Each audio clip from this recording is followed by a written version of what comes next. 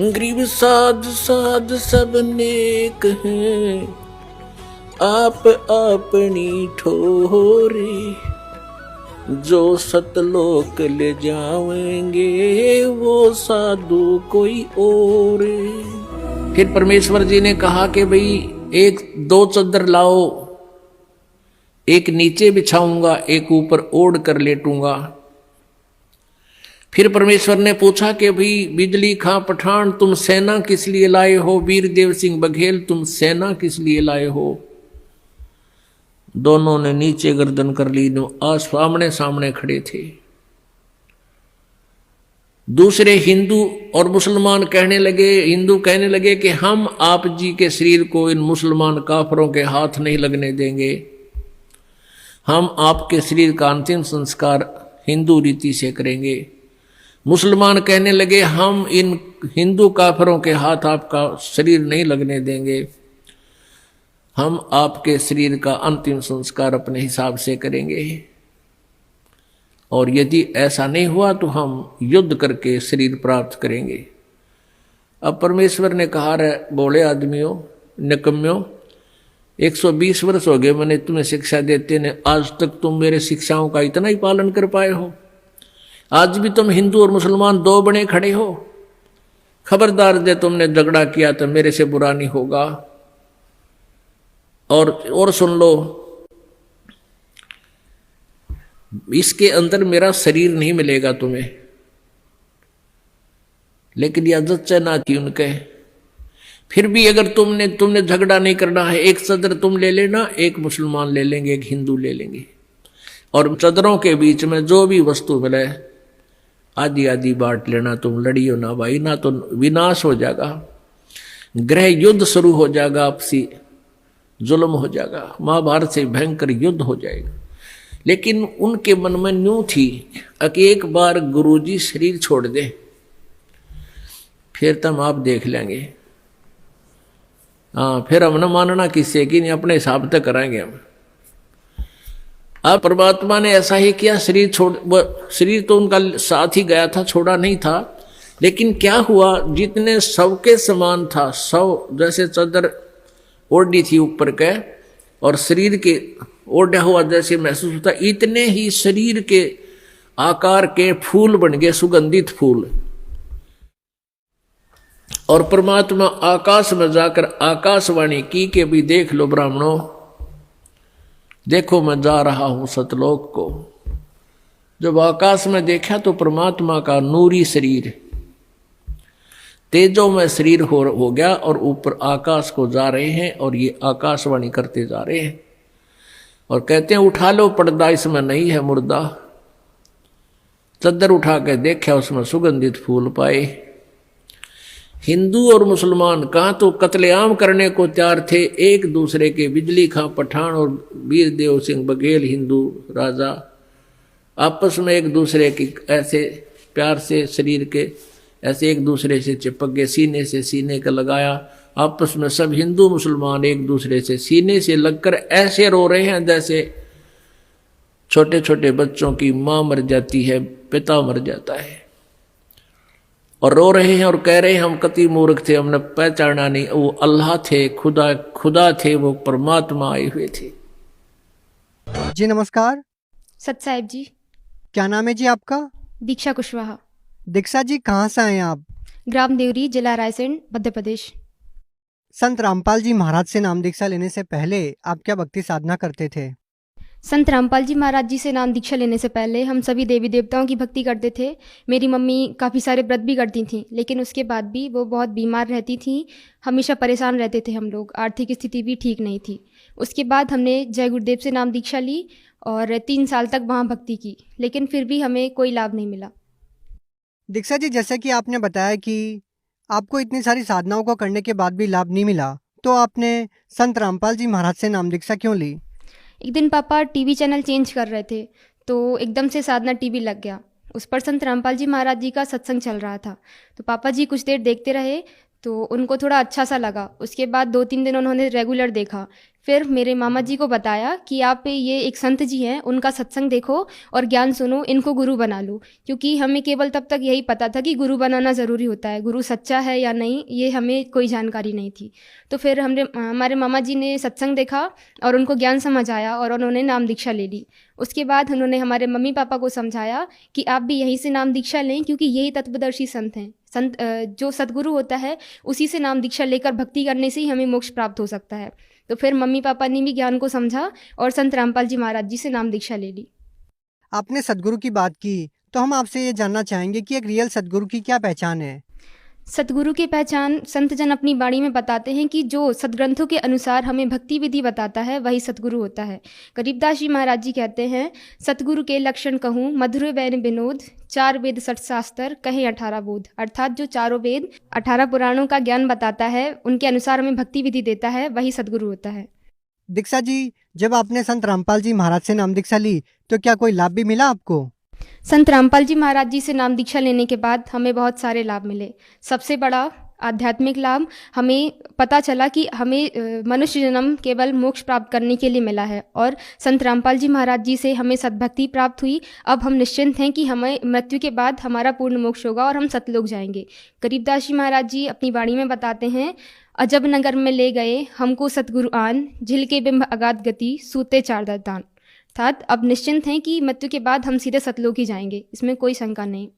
उसके बाद एक बार मेरे पापा की तबीयत ख़राब हो गई थी, तो उनको डॉक्टर के पास लेकर गए। तो डॉक्टर ने उनका चेक किया, उनके पेट में बहुत तेज़ दर्द हो रहा था। तो वहाँ पर उनने पापा को हेपेटाइटिस बी बताया और नागपुर जाने के लिए बोला। तो फिर मेरे मामा जी और मम्मा उनको नागपुर लेकर गए। तो वहाँ डॉक्टर ने और चेक किया, उसके बाद उनको बोला कि आपका एक और वायरस है, उसके लिए आपका भी टेस्ट होगा और आपके सारे फैमिली मेम्बर्स का भी टेस्ट कराना पड़ेगा और उसकी फ़ीस उनने 10,000 पर टेस्ट बताया। तो पापा जी इतने पैसे लेकर नहीं गए थे। तो फिर मेरे मामा जी ने, हमारे जिला सेवादार हैं अमरदास जी, उनको फ़ोन लगाया और सारी प्रॉब्लम बताई। तो उन्होंने बताया कि आप वहाँ पर क्यों गए, आप यहाँ संत रामपाल जी महाराज जी से प्रार्थना लगाओ, हम पूर्ण परमात्मा की शरण में हैं, हमें कुछ नहीं हो सकता, आप वहाँ से रिटर्न आ जाओ, आपको कोई टेस्ट नहीं कराना है। तो पापा ने वहाँ कोई टेस्ट नहीं कराया। डॉक्टर ने उनको 1 हफ्ते की दवाइयाँ दी, पापा वो दवाइयाँ लेकर घर आ गए और बंदी छोड़ सतगुरु रामपाल जी महाराज जी को अरदास लगाई। तो परमात्मा संत रामपाल जी महाराज जी का आदेश आया कि परमात्मा दया करेंगे, आप भक्ति करो। तो उसके बाद पापा जी ने केवल 1 हफ्ते की दवाइयाँ ली। उसके बाद ना हमारा कोई टेस्ट हुआ, ना पापा का कोई टेस्ट हुआ, पापा बिल्कुल ठीक हैं। उसके बाद मेरा छोटा भाई है, उसको वॉमिटिंग्स होती थी, तो डॉक्टर्स को दिखाया लेकिन उसे कोई आराम नहीं मिला। फिर हमने संत रामपाल जी महाराज जी को अरदास लगाई, तो वहाँ से आदेश आया कि परमात्मा दया करेंगे। मेरा भाई तब से ठीक है, उसे कोई प्रॉब्लम नहीं है।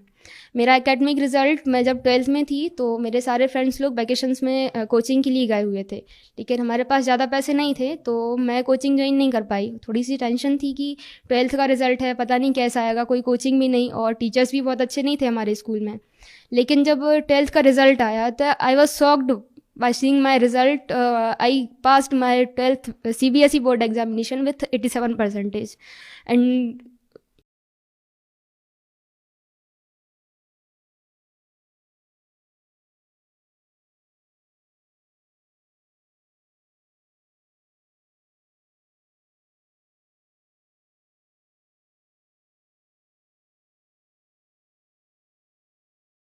देती थी, उसके बाद मर जाती थी। 2-3 बार ऐसा हुआ। लेकिन संत रामपाल जी महाराज जी से नाम दीक्षा लेने के बाद अब हमारे घर में गाय अच्छे से रहती है, अच्छा दूध भी देती है, अब कोई प्रॉब्लम नहीं है। मेरी मम्मी हमेशा बीमार रहती थी और 2 बार उनको नागपुर भी ले गए थे पहले बीमारी के चक्कर में। लेकिन जब से संत रामपाल जी महाराज जी से नाम दीक्षा ली, अब उनको कोई दिक्कत नहीं होती है, सब लोग स्वस्थ हैं हमारे घर में।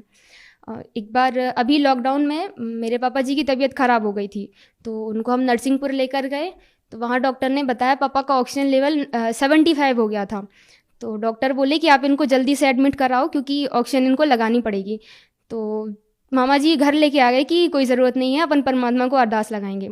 तो फिर मामा जी ने बंदी छोड़ सतगुरु रामपाल जी महाराज जी को अरदास लगाई और यहाँ फिर दूसरे दिन हम लोग उसी टाइम पर मामा जी ने अरदास लगाई और यहाँ से हम लोग डॉक्टर के पास गए ऑक्सीजन चेक कराने के लिए। तो ये परमात्मा से लाभ मिला, केवल 1 दिन के अंदर ही पापा का ऑक्सीजन लेवल नॉर्मल हो गया था। के बाद पिछले लॉकडाउन में हमारी बाइक चोरी हो गई थी, तो रात में चोरी हुई थी। सुबह हमने बंदी छोड़ सतगुरु रामपाल जी महाराज जी को अरदास लगाई और पुलिस में भी रिपोर्ट कराई हमने। तो लगभग दोपहर के 1 बजे हमारे पास कॉल आया कि आपकी बाइक मिल गई है। हालांकि उसके पहिए चोरों ने निकाल लिए थे, लेकिन बंदी छोड़ने हमने अरदास लगाई थी। तो दूसरे दिन परमात्मा का आदेश आया कि अधिक हानि कम में टलती है। तो बंदी छोड़ने अधिक हानि को कम में टाल दिया। हो सकता था कि सुबह पापा कहीं जाते और उनके साथ कोई बड़ी दुर्घटना घट जाती। तो बंदी छोड़ बताते हैं अपने सत्संग में कि संत शरण में आने से आई टले बला, जो मस्तक में सूली हो कांटे में टल जा। तो परमात्मा ने हमारा ये हानि छोटे में टाल दी। और क्या लाभ मिले आपको? हमारी आर्थिक स्थिति भी पहले बहुत ख़राब थी, लेकिन जब से मेरे पापा सब्जी बेचते थे, साइकिल से जाते थे पहले, लेकिन जब संत रामपाल जी महाराज जी से हमने नाम दीक्षा ली तो हमारी आर्थिक स्थिति में बहुत सुधार आया और हमने एक बाइक भी ले लिया। पापा उससे सब्जी बेचने जाते हैं। तो पहले जो पैसा आता था हमारे पास, वो सारा हमारी बीमारियों में खर्च हो जाता था। अब वही पैसा बचने लगा है और हमारे घर की स्थिति बहुत ठीक है। मेरे पापा जी और मेरे दादाजी दोनों नशा करते थे। पापा बीड़ी भी पीते थे, लेकिन जब संत रामपाल जी महाराज जी से नाम दीक्षा ली तो उसके बाद से अब कोई भी नशा नहीं करते हैं। और अब तो अगर कोई साइड में बैठकर भी नशा करता है तो हमें उसकी बदबू आती है। बंदी छोड़ की ये दया हुई कि केवल सदमंत्र सदभक्ति करने से ही हमें पापा जी का नशा पूर्ण रूप से छूट गया। क्योंकि पहले भी उनने कई बार कोशिश की थी नशा छोड़ने की, लेकिन वो नहीं छोड़ पाए थे। उनके पेट में दर्द होने लगता था, गैस बनती थी। और अब पापा कोई भी नशा नहीं करते हैं। दीक्षा जी, आपने बताया कि संत रामपाल जी महाराज ने आपको इतने सारे सुख दिए, तो हम आपसे ये जानना चाहेंगे कि संत रामपाल जी महाराज अन्य संतों से किस प्रकार से अलग हैं? क्या आपको नहीं लगता कि आप किसी और संत से भी नाम दीक्षा लेते तब भी आपको इतने सारे लाभ मिल सकते थे? नहीं, देखिए सर, संत रामपाल जी महाराज जी हमें सभी सदग्रंथों के अनुसार भक्ति विधि बताते हैं। जैसे मैंने आपको पहले बताया कि हम पहले जय गुरुदेव से जुड़े हुए थे, तो वहाँ पर हमें केवल यही बताया कि हम सतलोक जाएंगे। लेकिन जब हमने संत रामपाल जी महाराज जी से नाम दीक्षा ली तब हमें पता चला कि सद्भक्ति करके ही हम सतलोक जा सकेंगे। और ये जो जय गुरुदेव जो मंत्र देते हैं वो काल के मंत्र हैं, और उन मंत्रों का जाप करने से हम काल लोक में ही रह जाएंगे। तो संत रामपाल जी महाराज जी हमें सदग्रंथों के अनुसार भक्ति विधि बता रहे हैं, जबकि और संतजन केवल लोक वेद के अनुसार ही हमें कथा बताते हैं। संत रामपाल जी महाराज जी ने वेदों से प्रमाणित किया कि कबीर साहिब पूर्ण परमात्मा है, जबकि जितने भी धर्म गुरु हैं तो वो सभी कहते हैं कि ब्रह्मा विष्णु महेश अजर अमर हैं। लेकिन संत रामपाल जी महाराज जी ने पुराणों से प्रमाणित करके बताया है कि ब्रह्मा विष्णु महेश की मृत्यु होती है, उनका भी जन्म मरण होता है। और उन्होंने सदग्रंथों से, हमारे पवित्र चारों वेद, बाइबल, कुरान और गुरु ग्रंथ साहिब से यह प्रमाणित करके बताया है कि कुल का मालिक एक है और उसका नाम कबीर देव है। तो वही तीनों लोकों में प्रवेश करके सबका धारण पोषण करता है। तो इससे सिद्ध होता है कि संत रामपाल जी महाराज जी ही एकमात्र ऐसे सद्गुरु हैं जो हमें सद्भक्ति देते हैं, और वही विश्व में एकमात्र तत्वदर्शी संत हैं। दीक्षा जी, जैसे कि हम आज के समाज में देखते हैं कि आज की जो युवा पीढ़ी है वो अभी से बहुत सारे नशों में लिप्त है और वो बहुत सारी बुराइयों में फंस चुके हैं।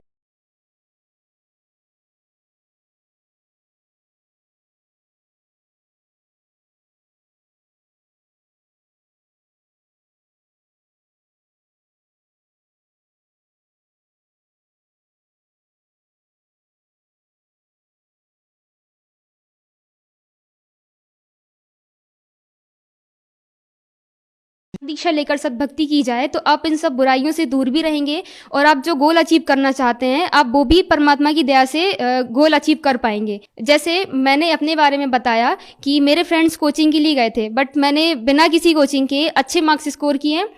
तो आप सभी से मेरा विनम्र निवेदन है कि आप भी संत रामपाल जी महाराज जी से नाम दीक्षा लें और अपने मनुष्य जीवन का कल्याण कराएं। दीक्षा जी, संत रामपाल जी महाराज के बारे में ये कहा जाता है कि वो देव देवताओं की भक्ति छुड़वाते हैं, आप क्या कहना चाहेंगे?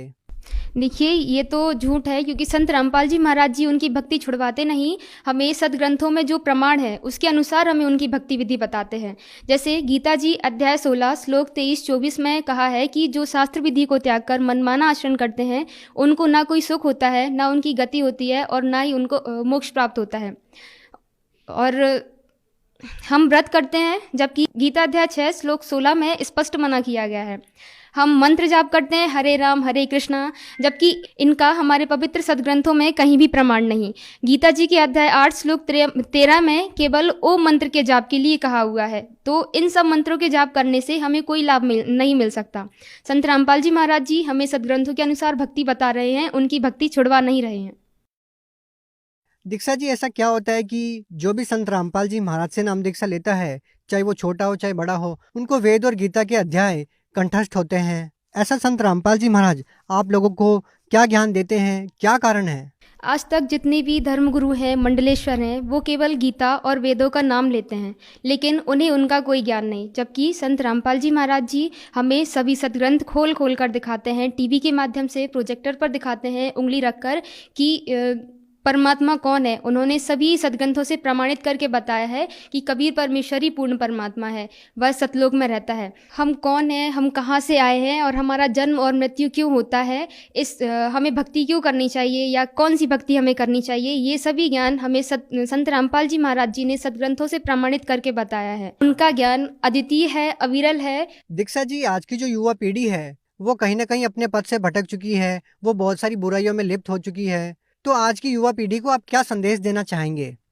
देखिए, युवा पीढ़ी से बस मैं ये कहना चाहती हूँ कि आपको जितनी भी प्रॉब्लम्स आती हैं, यदि आप परेशान हैं या आपकी फैमिली में कोई भी परेशान है, तो और आप कई सारी कोशिशें कर लेते हैं, उसके बाद भी आपको कोई सॉल्यूशन नहीं मिल पाता है, तो मेरा आपसे विनम्र निवेदन है कि एक बार आप संत रामपाल जी महाराज जी जो हमें ज्ञान देते हैं उसका मिलान आप सदग्रंथों से करें। एक बात और मैं कहना चाहती हूँ कि जो भक्ति हमें बता रहे हैं हमारे धर्मगुरु, तो क्या आपने कभी उनको मैच करके देखा है कि वो जो हमें बता रहे हैं क्या वो सही है? उसके बाद यदि आपको लगता है कि वो गलत है, तो आप एक बार संत रामपाल जी महाराज जी का सत्संग सुने और फिर जो वो बताते हैं आप उन्हें सदग्रंथों से मिलान करके देखें, तो आप पाएंगे कि जो भक्ति हमें संत रामपाल जी महाराज जी बताते हैं वो सदग्रंथों से प्रमाणित है, और उसको करने से आपकी जितनी भी सारी प्रॉब्लम्स हैं वो सभी सॉल्व होंगी, आप अपने गोल को भी अचीव कर पाएंगे। तो आप संत रामपाल जी महाराज जी का सत्संग सुने, उस ज्ञान को समझें और उनसे नाम दीक्षा लेकर अपने मनुष्य जीवन का कल्याण कराएं। दीक्षा जी, जो व्यक्ति संत रामपाल जी महाराज से नाम दीक्षा लेना चाहेगा वो नाम दीक्षा कैसे ले पाएंगे? देखिए, आज की युवा पीढ़ी स्मार्ट है और आप देखेंगे हर किसी के पास आपको स्मार्टफोन मिलेगा, तो हम उसमें यूट्यूब पर संत रामपाल जी महाराज सर्च करके आप उनके सत्संग सुन सकते हैं। फेसबुक पर स्पिरिचुअल लीडर संत रामपाल जी करके पेज बना हुआ है, उस पर भी संत रामपाल जी महाराज के सत्संग चलते हैं। आप वहाँ पर सत्संग में नीचे पीली पट्टी चलती है, और साथ ही टीवी पर भी सत्संग चलता है संत रामपाल जी महाराज जी का। उधर नीचे पीली पट्टी पर सतलोक आश्रम के फ़ोन नंबर्स चलते रहते हैं। उन नंबर्स पर कॉल करके आप अपने ही डिस्ट्रिक्ट के नज़दीकी नामदान केंद्र का पता करके वहाँ से नाम दीक्षा ले सकते हैं और अपने जीवन का कल्याण करवा सकते हैं।